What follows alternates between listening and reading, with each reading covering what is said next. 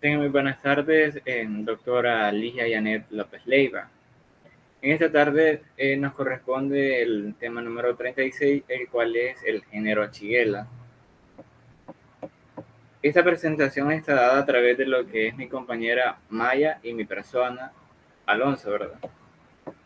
Ahora bien, en la siguiente diapositiva vamos a tener los temas que vamos a tratar, ¿verdad?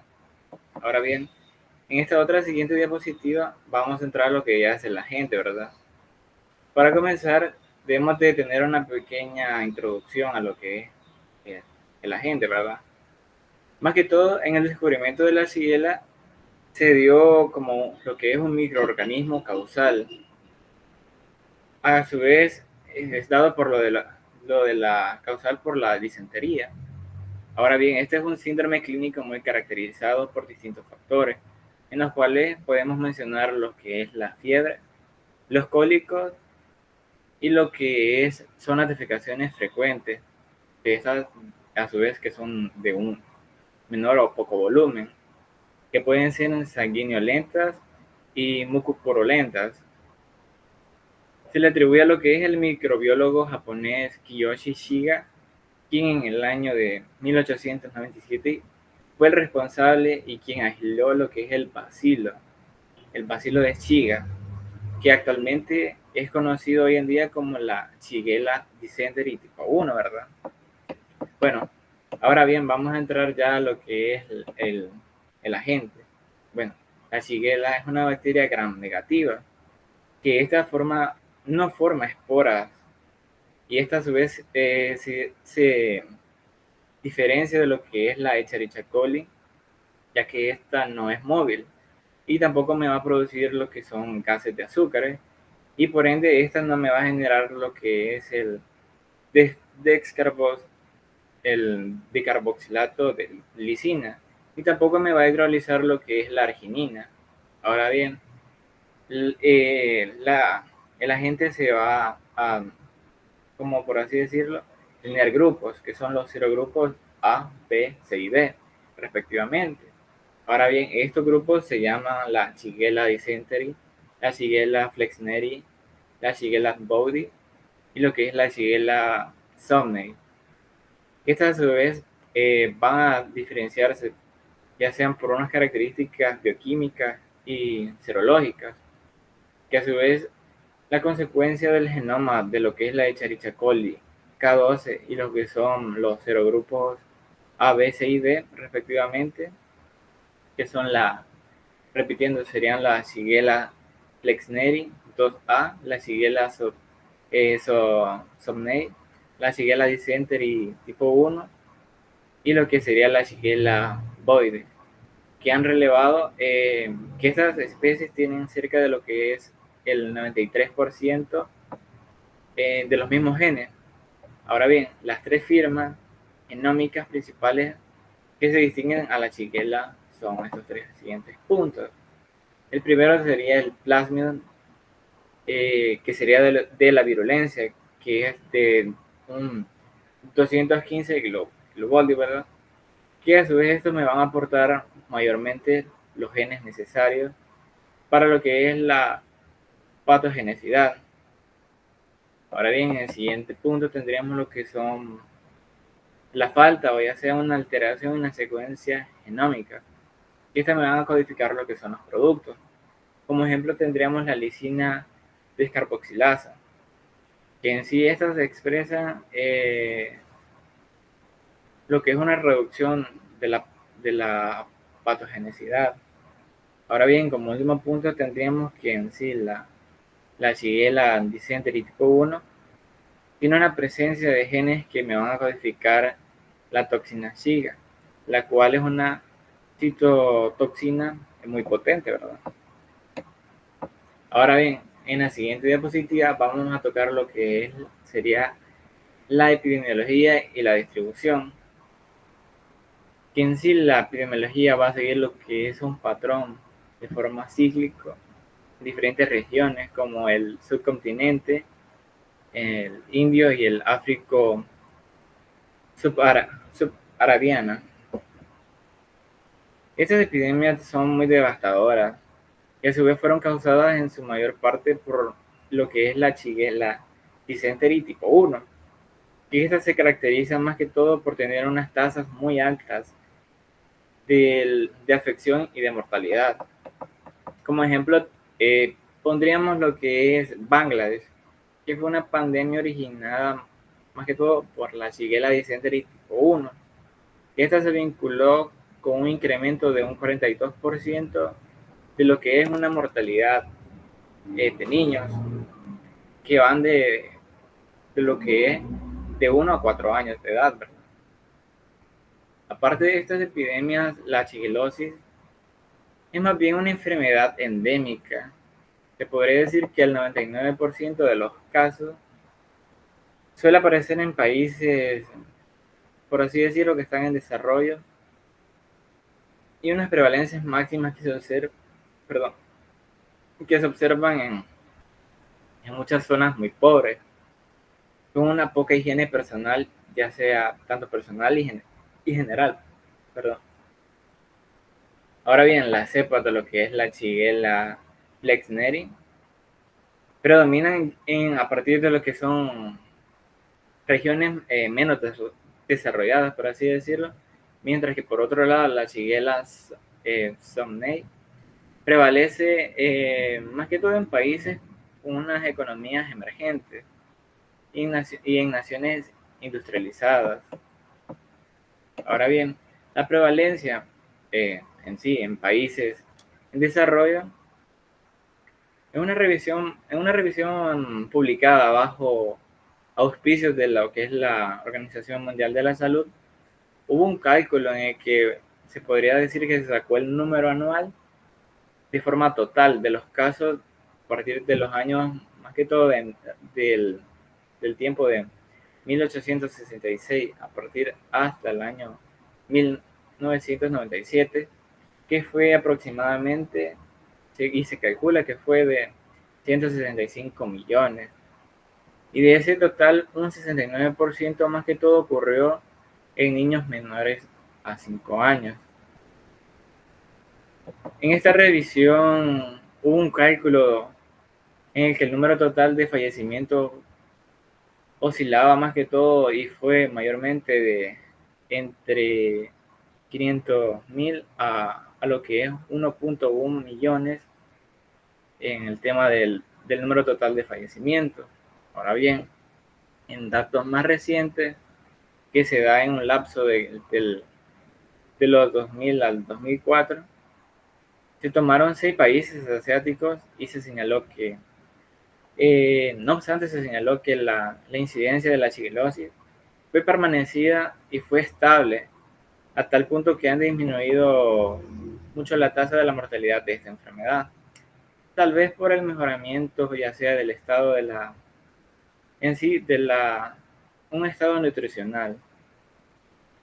Pero ahora bien, sin embargo, más que todo el uso generalizado y esencialmente no controlado de diferentes ámbitos, que probablemente también ha contribuido a la disminución de esta tasa de mortalidad, ha aumentado la aparición de cepas de la Shigella resistentes a múltiples fármacos. Ahora bien, se dio un estudio prospectivo de casos de testigos compatibles realizados en el año del 2013. Esto con niños menores a 5 años, menor o igual a 5 años, ¿verdad? Y fue destacado la importancia que hubo de la Shigella como causa de enfermedades diarreicas en países de vía de desarrollo, ¿verdad?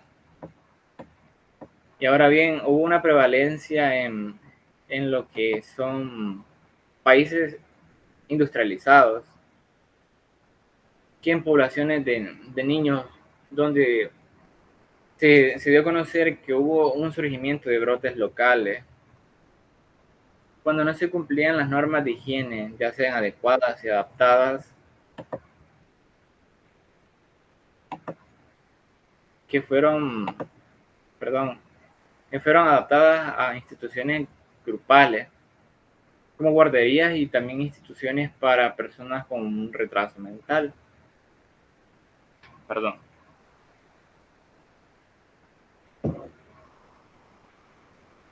Tanto fueron los adultos como niños que se dio una observación en casos esporádicos, más que todo cuando hubieron viajeros que regresaban de áreas endémicas y a veces surgieron unos brotes inusuales que fueron de una magnitud variable.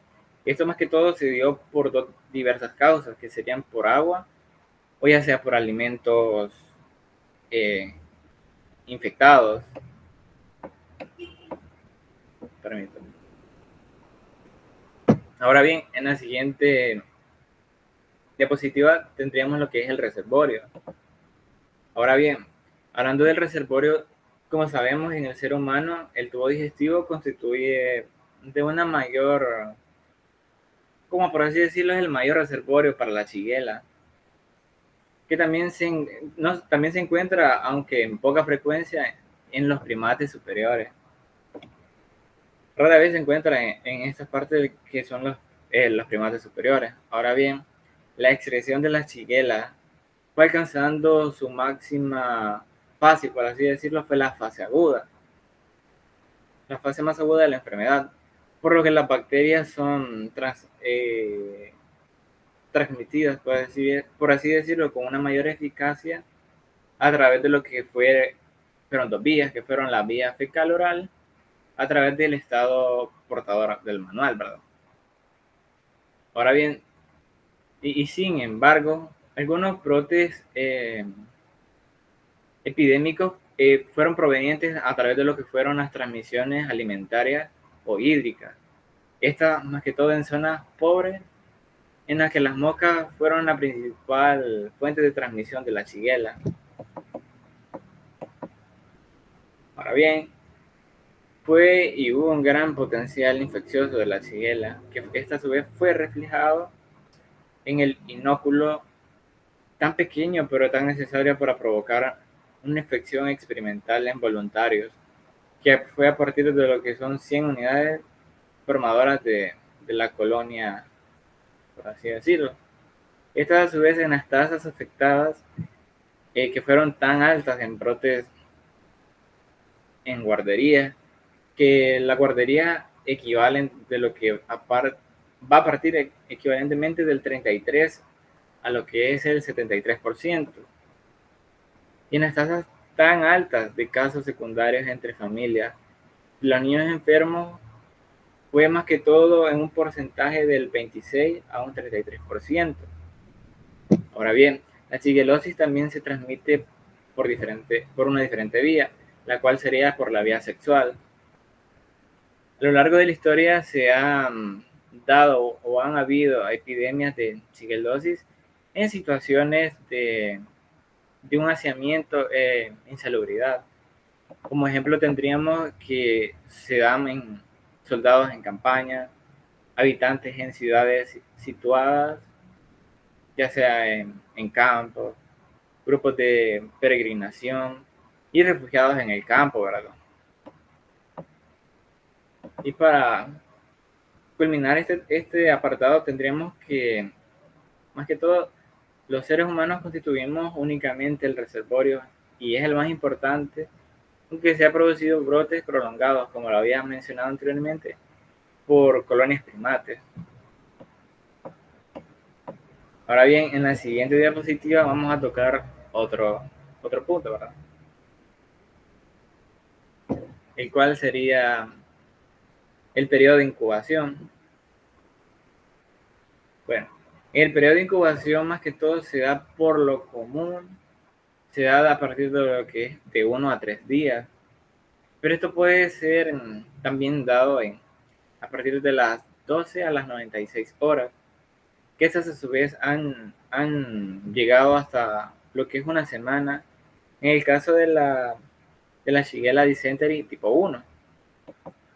En el periodo de incubación que va a partir de lo que es de 1 a 3 días, como rango también tendríamos que van desde las 12 horas hasta los 7 días.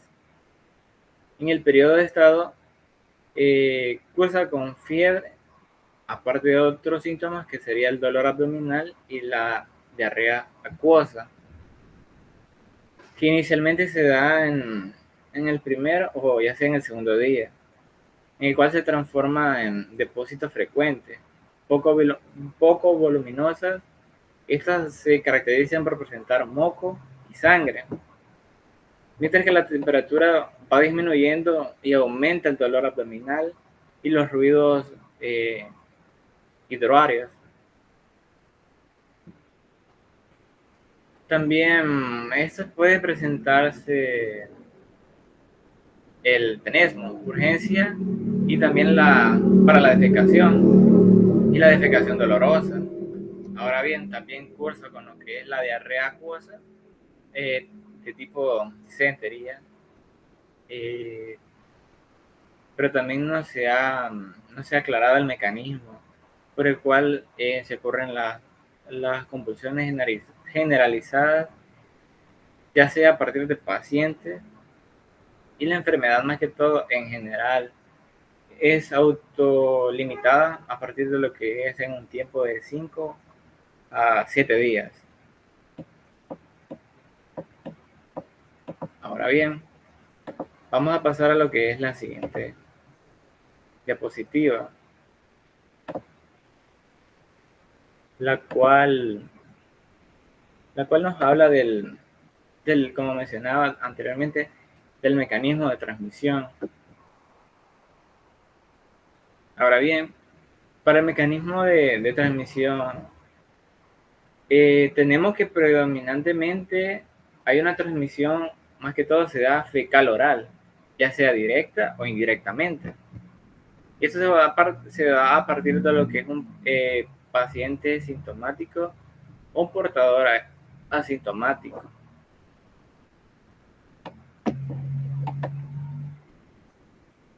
Como siguiente tendríamos que el inóculo infectante puede ser ya sea de 10 a 100 microorganismos. Estos son los principales y más que todo los causantes de la transmisión que se ve de personas que no se lavan las manos y mucho menos se limpian las uñas minuciosamente.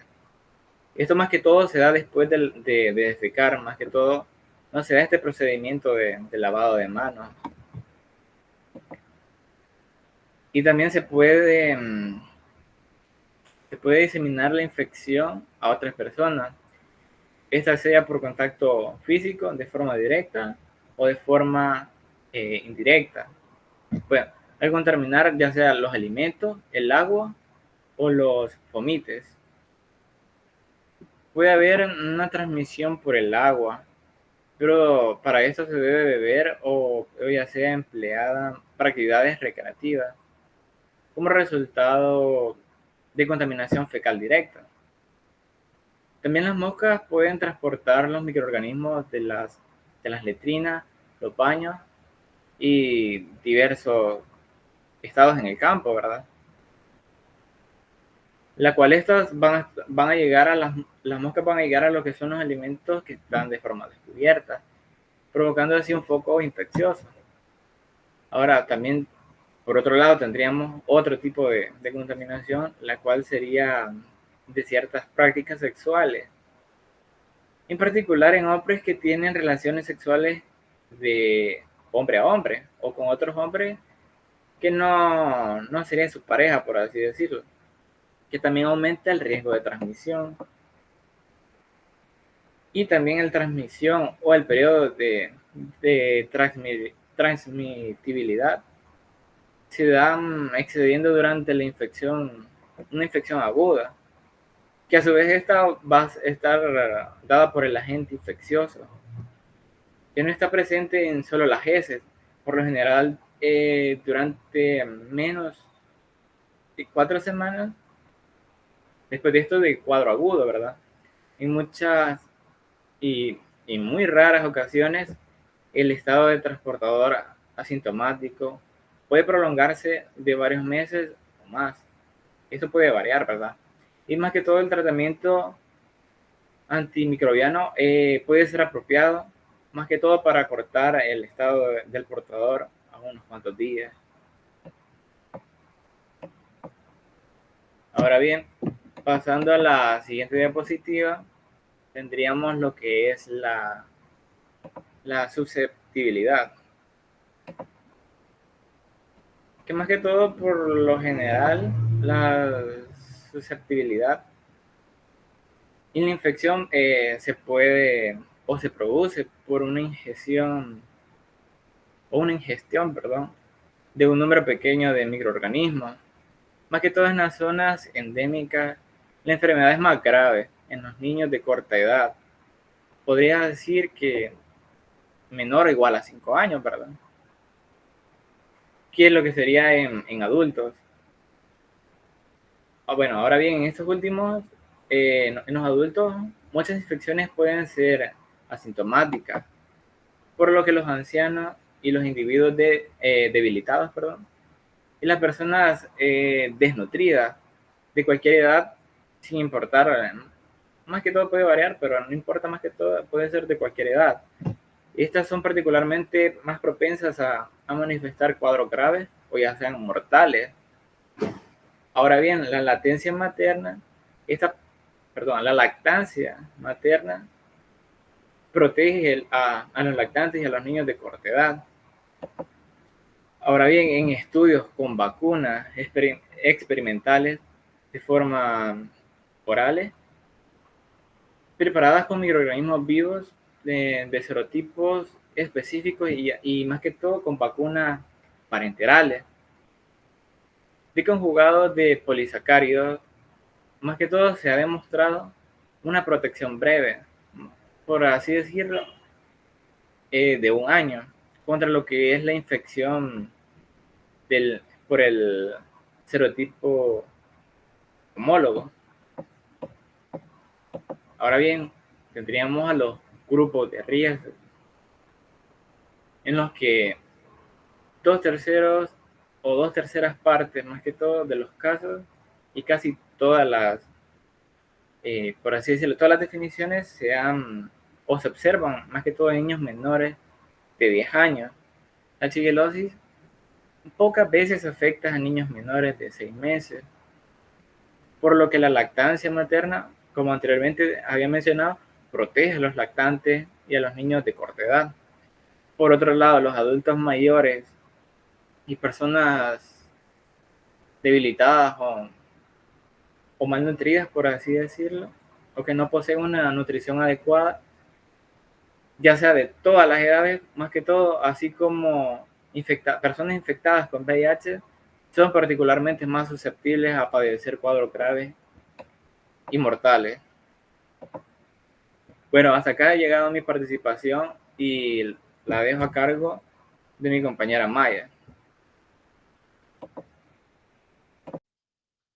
Mi nombre es Maya García Moreno y daré continuación al tema hablando sobre la patogenia y la patología de la shigella.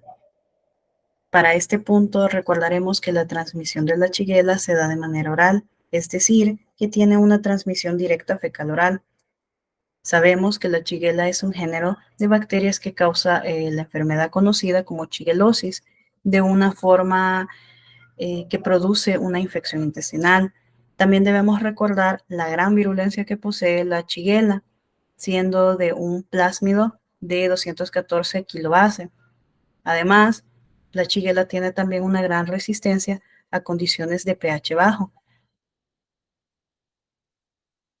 Y sería por esa razón que la bacteria puede sobrevivir al paso de la barrera gástrica. Esta capacidad que posee nos daría la explicación sobre por qué es suficiente un inóculo tan pequeño para producir pues, la infección, la cual es de 100 unidades formadoras de colonia. Ahora, la patogenia de la shigella pues implica varios pasos. Serían la ingestión de la bacteria, su colonización, su invasión y multiplicación dentro de las células intestinales, además de la inducción de la respuesta inflamatoria. Y a continuación me auxiliaré del esquema que podemos observar en la diapositiva para explicar este proceso. Este esquema retrata la estrategia de la invasión de la Shigella flexneri Y este esquema ha sido tomado del libro de Harrison, Los principios de medicina interna, el cual pueden encontrar en el capítulo 191 correspondiente a este tema. Básicamente, después de que la shigella pasa por la mucosa gástrica, coloniza el epitelio del colon a través de las células M. Esto para ser fagocitada por los macrófagos que residen o habitan ahí. Ahora, una vez que la shigella se encuentra dentro de ellos, se escapa del fagosoma e induce apoptosis, y esto sería lo que desencadenaría la respuesta inflamatoria. Luego de eso, la shigella se libera del macrófago apoptótico en una ubicación que favorecerá el contacto e invasión del enterocito. Y esto se dará en su zona vasolateral. Y la shigella va a adherirse pues a un receptor celular específico llamado integrina. Ya aquí pues la bacteria va a inyectar moléculas efectoras que son secretadas por el sistema de secreción tipo 3 y lo hará directamente al citoplasma celular. Ahora, la unión ligando-receptor y las proteínas efectoras como IPA-C van a provocar una polimerización masiva de actina en la zona de entrada y la membrana del enterocito va a comenzar a formar grandes extensiones transitorias en un fenómeno conocido como macropinocitosis. Finalmente, las protusiones se van a envolver completamente a la bacteria en un fagosoma. Y así sería como la shigella se escapa del fagosoma al citoplasma del enterocito y comienza a replicarse, ya protegida, ¿verdad?, por la acción del sistema inmune extracelular. Luego de eso, el citoesqueleto de la célula comenzaría a remodelarse rápidamente y así sería como los filamentos de actina polimerizarían el extremo caudal de la shigella y esto formaría pues una cola propulsora que le permitiría a ella, a la shigella, desplazarse por el citoplasma hacia el polo anterior del enterocito. Ya cuando la shigella se encuentra en el borde de la célula, empuja la membrana o empujaría la membrana citoplasmática para formar una protrusión que es endocitada por la célula adyacente. Finalmente, este endosoma se rompe y libera la bacteria dentro del citoplasma de la célula vecina. Y así comenzaría pues el ciclo de replicación y diseminación en intra e intercelular, generándose la respuesta inflamatoria que destruye la barrera epitelial intestinal. Y esta sería la serie de fenómenos que permitirían la propagación de la bacteria o de una bacteria a otra. En la siguiente diapositiva, continuando siempre con la patogenia y la patología de la shigella, podemos mencionar que las citocinas liberadas por el número creciente de células epiteliales infectadas serían las que van, epiteliales intestinales, perdón, que están infectadas serían las que van a atraer a las células inmunitarias al sitio de infección y las van a atraer, de hecho, en gran cantidad. Esto va a desestabilizar la barrera epitelial y por lo tanto se va a incrementar la inflamación, que de hecho en la primera imagen de esta diapositiva podemos observar cómo se ve un colon normal y cómo se vería un colon con inflamación. Y ahora, pues apoyándonos con la segunda imagen, podemos tener una idea de cómo se vería también la colitis aguda, que de hecho, pues esto caracteriza la shigellosis y esta se produce o se genera debido a la desestabilización de la barrera epitelial. Ahora continuaremos hablando sobre el cuadro clínico de la shigella. En la diapositiva podemos observar las bases para su diagnóstico y sus manifestaciones clínicas. Entre sus bases podemos identificar 3 puntos claves que son los que observamos en el cuadro. Primero, tenemos diarrea, muchas veces con sangre y moco. Después tenemos el dolor abdominal cólico y toxicidad generalizada. Y también tenemos la presencia de leucocitos en las heces, que se aísla el microorganismo en el coprocultivo. En las manifestaciones clínicas abordaremos 2 puntos. Primero tenemos los síntomas y signos.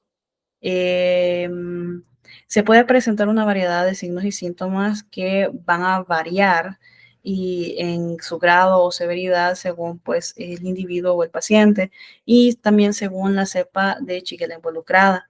De hecho, la mayoría de veces pues inician generalmente, ¿verdad?, con diarrea, el cual es un síntoma característico de la shigellosis, y esta puede ser acuosa, o sanguinolenta, y generalmente pues esta es persistente.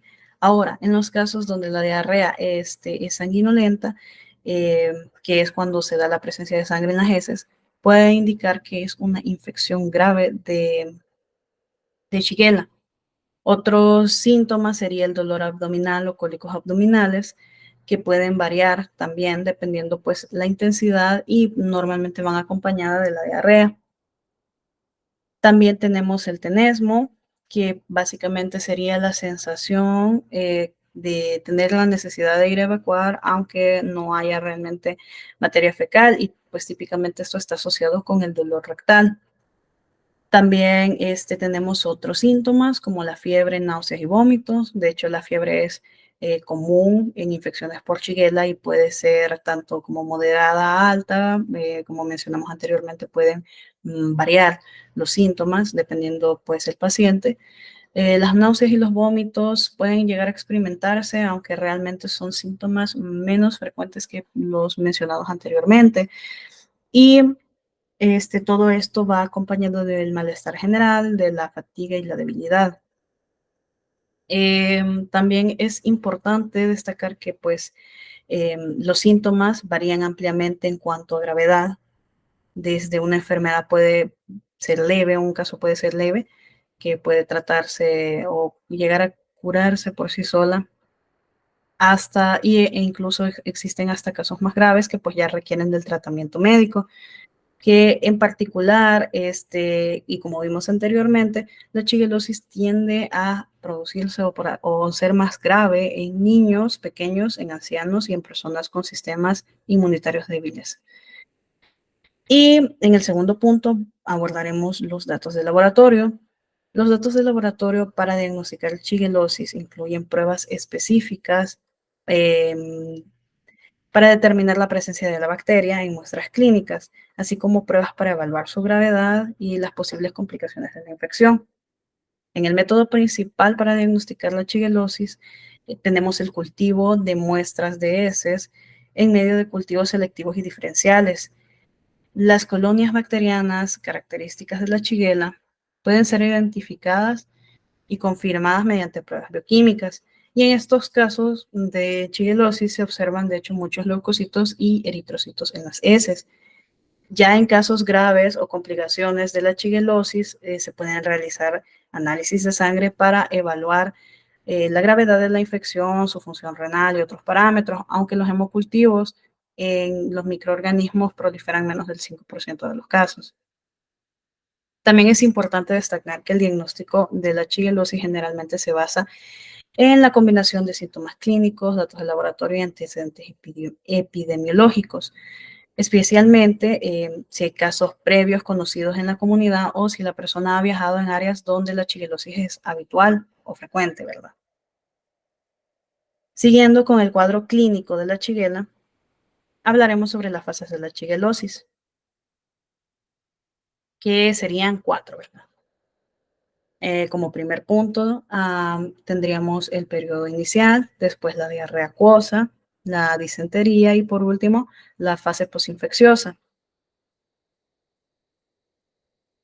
En el periodo inicial de la shigellosis, se refiere al tiempo transcurrido desde la exposición inicial a la bacteria de la Shigella hasta el inicio de los síntomas. Generalmente esta etapa, este periodo puede variar entre 1 y 7 días, máximo 8, con un promedio aproximadamente, que es lo que dura normalmente de 1 a 4 días. A este periodo también se le puede conocer como periodo de incubación y durante este tiempo la bacteria de Shigella que ha sido ingerida, pues comienza a colonizar el intestino y a multiplicarse. A medida que la población bacteriana aumenta, puede producirse suficiente daño tisular y desencadenar una respuesta inflamatoria localizada en la mucosa intestinal, lo que llevaría pues a la aparición de los síntomas mencionados anteriormente, como la diarrea, el dolor abdominal, la fiebre y pues entre los otros mencionados. Después de este periodo, seguiría la diarrea acuosa, que en la shigellosis esta diarrea pues puede presentarse de forma de heces acuosas o sueltas, a menudo con un aspecto mucoso. Es importante destacar que en algunos casos la diarrea puede contener sangre, ya sea visible o no. La diarrea de la shigellosis generalmente está acompañada de otros síntomas gastrointestinales, como el dolor abdominal, la fiebre, las náuseas, vómitos y tenesmo, que pues son, recordando que el tenesmo pues es la sensación de tener que evacuar aunque no haya materia fecal, que pues estos síntomas ya los mencionamos anteriormente. La gravedad de la diarrea puede variar, puede ser de leve a severa, ya habíamos hablado de que pues depende del caso de la persona, porque hay casos más graves que de hecho pueden llevar hasta la deshidratación si no se tratan de manera adecuada. Es importante también tener en cuenta que la diarrea acuosa pues es un mecanismo de defensa del cuerpo para poder eliminar la bacteria invasora que está en nosotros. La Shigella invade las células de revestimiento intestinal, que fue algo que ya vimos en el mecanismo de transmisión, y esto provoca la respuesta inflamatoria localizada y también produce una liberación de toxinas que es la causante de la diarrea y de los demás síntomas o de otros síntomas. Luego tenemos la disentería, la cual se produciría en cuestión de horas o días, y ese término básicamente se refiere a la forma severa ya de la diarrea, que está caracterizada por las heces sanguinolentas y mucosas y están acompañadas de un gran dolor abdominal intenso y de tenesmo. La disentería de la Shigella es más común, de hecho, en los grupos de riesgo que mencionamos anteriormente, los niños, las personas mayores y las personas que tienen sistemas inmunológicos debilitados. Esto puede llegar a provocar una gran deshidratación, una deshidratación severa y en algunos casos incluso complicaciones como el US, como el síndrome hemolítico urémico, del cual hablaremos más adelante, o la sepsis. Y por último tenemos la fase posinfecciosa. En la fase posinfecciosa de la shigellosis, podemos mencionar que es un periodo que continúa ya con una infección aguda por Shigella. Puede variar en duración y gravedad, dependiendo de varios factores, incluyendo en general la salud del individuo, el tipo de cepa de Shigella y la efectividad del tratamiento que está recibiendo el paciente. Esta complicación inmunitaria posinfecciosa también es conocida como artritis reactiva y puede aparecer semanas o meses después de la shigellosis. Surge artropatía posinfecciosa solo después de infección por Shigella flexneri, que fue la que utilizamos, fue el mecanismo que explicamos cómo se da la patología y la patogenia en las diapositivas anteriores, ¿verdad? Ahora, en la siguiente diapositiva hablaremos sobre el diagnóstico de laboratorio. La diarrea infecciosa es un tipo de diarrea causada por la presencia de agentes infecciosos en el tracto gastrointestinal. Estos agentes pueden incluir bacterias, virus, parásitos, hongos, y todos estos infectan de hecho al sistema digestivo y pues causan la aparición de la diarrea como síntoma principal.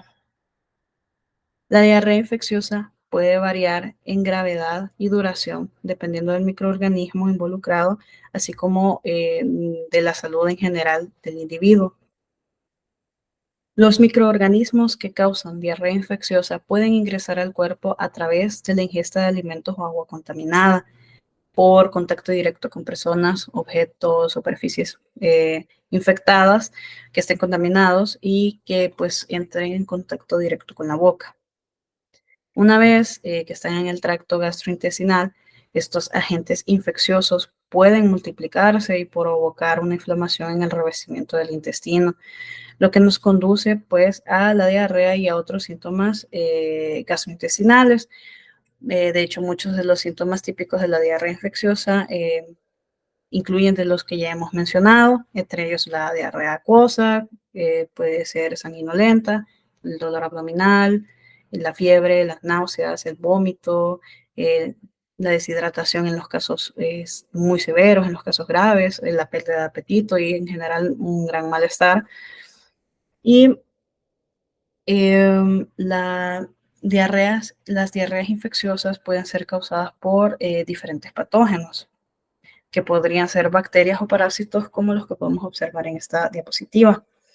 En bacterias podemos observar la salmonella, el Campylobacter jejuni, el Clostridium difficile y Yersinia enterocolítica.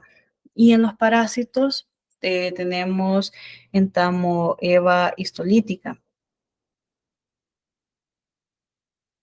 A pesar de la similitud de los síntomas, la anamnesis nos permitiría distinguir entre la shigellosis y, y con los demás patógenos. Básicamente la anamnesis, perdón, es un término médico que se refiere al proceso de recopilación de información médica y de los antecedentes de un paciente mediante una entrevista dirigida, sea por cualquier personal de salud, en este caso podríamos decir un médico, tomando en cuenta aspectos importantes como por ejemplo los antecedentes familiares, bueno, el historial familiar, para poder llegar a una mejor conclusión y en este caso nos ayuda a hacer esta comparación y ver si realmente pues el paciente de lo que padece es de shigellosis. También tenemos que mencionar que la shigellosis suele acompañarse de un viaje, que esto ya lo habíamos mencionado anteriormente, a algún área o algún lugar donde pues es común la shigellosis.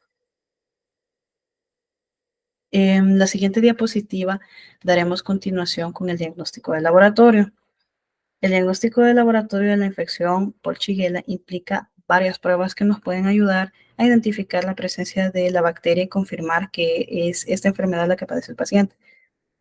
Entre algunas pruebas tenemos, por ejemplo, primero el cultivo de heces, que de hecho esta es la prueba principal o la más común para detectarlo. En esta se toma muestra de heces del paciente, se cultiva en un medio de crecimiento adecuado en el laboratorio y pues se identifica la Shigella por su apariencia muy característica en el cultivo y se confirma pues mediante pruebas bioquímicas, que sería otro. Las pruebas bioquímicas, de hecho, son utilizadas para como verificar o identificar correctamente la Shigella y esto se hace una vez que se ha aislado la Shigella, ¿verdad? Estas pruebas, de hecho, pueden incluir la fermentación y los carbohidratos y otras características bioquímicas muy específicas de la Shigella. También tenemos la tinción de Gram, que ayuda a visualizar las heces bajo el microscopio, y si bien la tinción de Gram pues, puede proporcionar pistas sobre la presencia de bacterias, no es específica para Shigella y se utiliza junto con otras pruebas. Y tenemos también las pruebas serológicas que detectan la presencia de antígenos específicos de Shigella en muestras de heces. Pueden incluir pruebas de aglutinación, de inmunofluorescencia o de ensayo de inmunoabsorción ligando enzimas.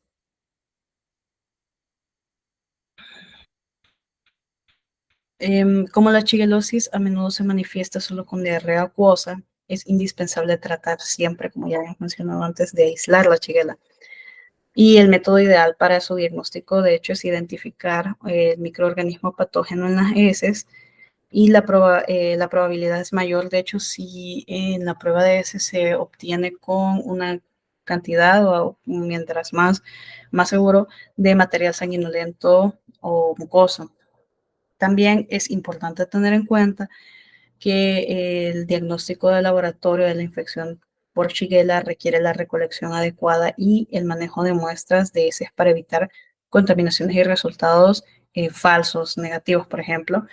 Además, el personal del laboratorio debe seguir procedimientos estrictos de seguridad para prevenir la transmisión de la bacteria durante el procesamiento de las muestras.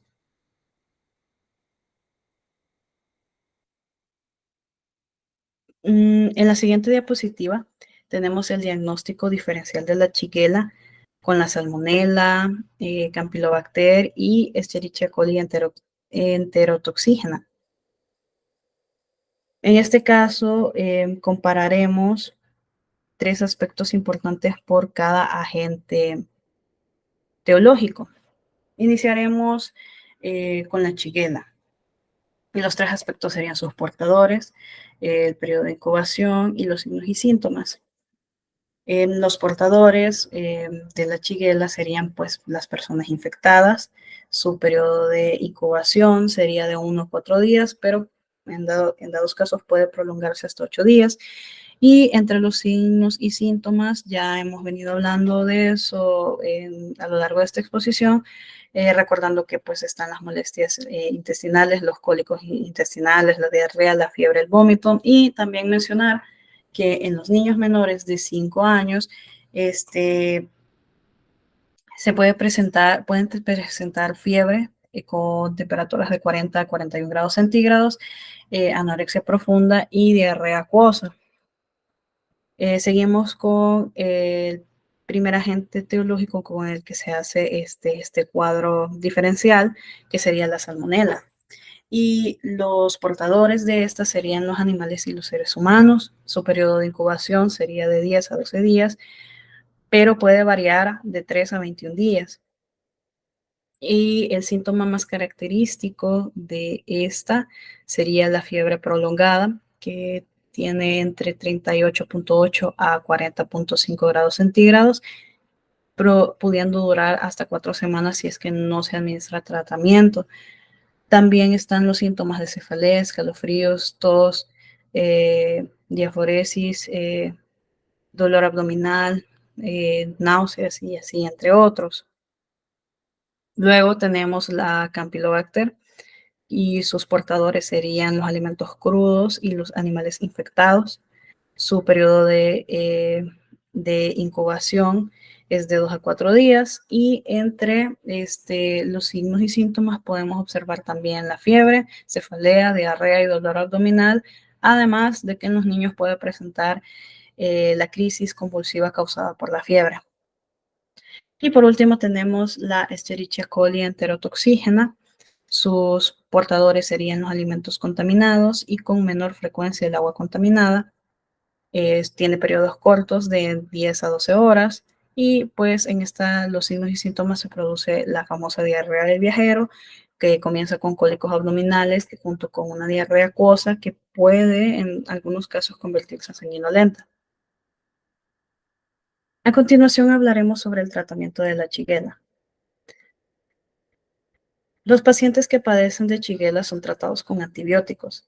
En el cuadro podemos observar los antibióticos recomendados para su tratamiento, tanto en niños como en adultos con sus dosis, con sus respectivas dosis y sus limitaciones. Se recomienda ciprofloxacina como antibiótico de primera elección, aunque también se han probado, pues en el cuadro podemos observar otros fármacos que también han sido eficaces, como la pipecilina, la ceftriaxona y también tenemos la citromicina. Cada uno de estos antibióticos tiene diferentes mecanismos de acción y se utiliza para tratar infecciones por Shigella de distintas maneras. Hablaremos sobre el primer antibiótico, que es la ciprofloxacina, que este antibiótico actúa inhibiendo básicamente la replicación de ADN bacteriano y se utiliza para tratar a varios agentes bacterianos, entre ellos pues la Shigella. Y interfiere de hecho en la síntesis de proteínas para su crecimiento bacteriano. Después tenemos el segundo medicamento, el segundo antibiótico, que sería la pigmecilina. Y pues este antibiótico pues es de las clases de la penicilina y se utiliza principalmente de hecho para tratar infecciones del tracto urinario causadas por bacterias, en este caso la Shigella, y funciona inhibiendo la síntesis de la pared celular bacteriana. Después tenemos la ceftriaxona, que pertenece a las clases de la cefalosporina y actúa interviniendo con la síntesis de la pared celular bacteriana también, y se administra normalmente de manera intramuscular o intravenosa, además de que pues es efectivo con una gran gama de bacterias. Y por último tenemos la acitromicina, que sería un antibiótico macrólido que actúa inhibiendo la síntesis de proteínas de las bacterias y interfiere pues con la capacidad de producir sus proteínas esenciales. Cada antibiótico tiene su propio perfil de eficacia y de tolerabilidad. La elección del tratamiento depende pues de varios factores, entre ellos incluyendo pues la gravedad de la enfermedad y la susceptibilidad bacteriana, además de las condiciones pues que tenga el paciente. Es importante recordemos que es importante seguir las indicaciones del médico y completar el curso de los antibióticos para pues asegurar que se erradique de manera efectiva la infección por Shigella, ya que pues hay pacientes que por ejemplo no cumplen el tratamiento como se debería, entonces no se erradica de manera efectiva la bacteria. En la siguiente diapositiva encontraremos las complicaciones de la Shigella. La Shigella puede causar varias complicaciones, pero vamos a hablar de dos de particular importancia, que primero tendríamos el megacolon tóxico y después el síndrome urémico hemolítico, o abreviado US, que ambas, de hecho, es importante mencionar que ambas son complicaciones graves. Primero tenemos el síndrome de megacolon tóxico, que esta complicación básicamente se caracteriza por una dilatación grave y potencialmente mortal del colon. Cuando la infección por Shigella causa una inflamación intensa del colon, esto puede llevar a una pérdida de la función motora normal que existe en el intestino grueso. Y los síntomas de este síndrome incluyen el dolor abdominal intenso, la distensión abdominal, la ausencia de evacuaciones y signos de shock. Y si no se trata de manera rápida, puede provocar perforación intestinal, peritonitis y shock séptico. Después tenemos el US o el síndrome urémico hemolítico, que esta otra complicación grave también está asociada pues, a la Shigella, especialmente en niños pequeños, y se caracteriza por la triada de insuficiencia renal aguda, anemia hemolítica microangiopática y trombocitopenia. En la formación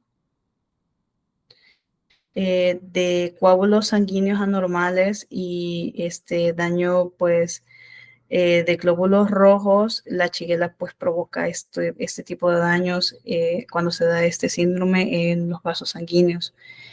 Y pues esto puede resultar en si se vuelve muy grave, en una insuficiencia renal aguda, puede generar problemas de coagulación y puede provocar una anemia severa. El US, de hecho, puede ser potencialmente mortal si no se trata adecuadamente y los pacientes pueden llegar a requerir terapia de soporte intensivo, diálisis y transfusiones de sangre. Y ya como último punto, en la siguiente diapositiva tenemos la prevención y el control de la Shigella. La prevención y el control de la Shigella involucra una combinación de medidas personales comunitarias y de salud pública. Para prevenir su transmisión, como medida principal está la profilaxia, que limita la propagación de la infección durante brotes epidemiológicos de Shigella. Básicamente en esto se aborda la recomendación de lavarse las manos después de defecar o de manejar heces de niños y antes de preparar los alimentos. También debe ir acompañado de un protocolo de limpieza por parte de las personas, del personal médico y de los pacientes. Además de que se debe tener en cuenta, pues ahí tenemos un cuadro sobre el control del paciente, contactos y del ambiente inmediato.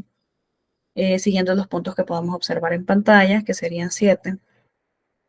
Primero tenemos la notificación a la autoridad de salud, tenemos el aislamiento, la desinfección concurrente, la cuarentena, la atención a los contactos, la investigación de los contactos de la fuente de infección y el tratamiento específico.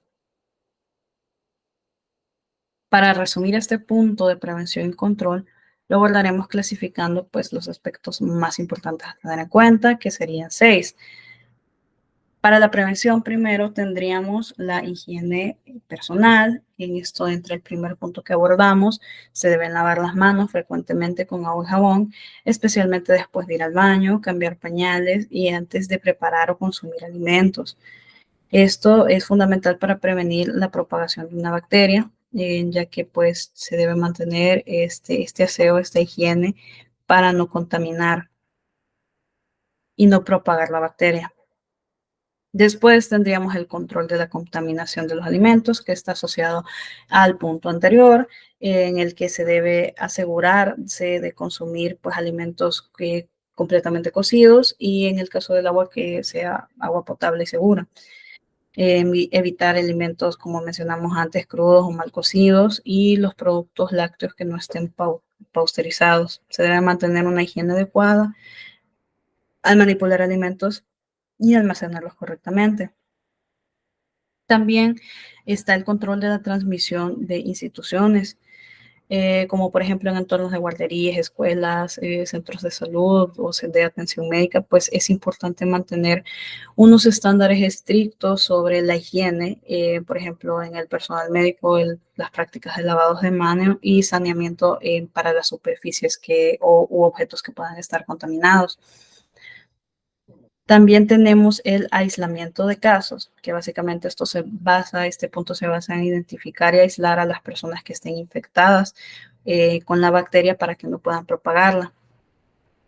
Esto es de hecho importante en entornos donde hay mayor riesgo de transmisión o brotes, o como por ejemplo en lugares, instituciones cerradas, o también se estaban mencionando al inicio de la exposición los grupos de lugares donde hay personas con grupos de riesgo o zonas pobres o con poca higiene.